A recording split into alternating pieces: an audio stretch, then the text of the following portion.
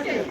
People over parking. The idea that, my home would be replaced by a super tall building that none of us could afford, that promotes more driving, is just the opposite of what I want in life. So, housing is the right. No rent evictions! No rent evictions! Homeowner property! The possibility of losing my home can potentially put me in the hospital or even kill me.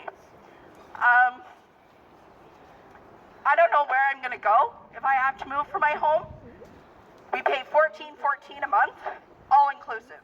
There's nowhere that me, my mom, and my 4 children can live for that. Who are we? ACORN. What do we want? Inclusionary zoning! After 4 months of longing to get back into our home, we had to force an entry to get back in, to claim our right. If it hadn't been for ACORN, we would never have returned home. Our landlord was willing to make us completely homeless, which was a shock, a huge shock for 2 old men to have to experience that possible reality. It caused us huge distress and despair.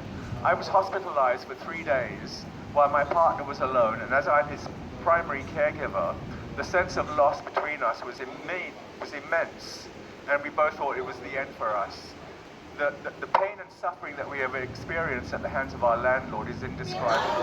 We won't go away. Take the one on the poor, make the rich pay. We're bad, we ugly, we won't go away. Stop the war on the poor, make the rich pay. I don't care. For instance, in the last 3 years, I have lived in my home 6 years, which means every other year I have received an AGI. That is an above the guideline rent increase. They do this to everyone in my neighborhood.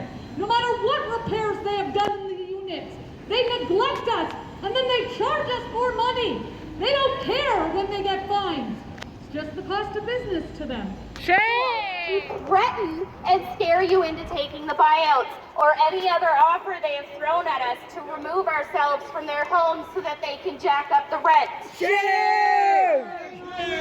They want tenants to continue to feel small, but we need them to understand and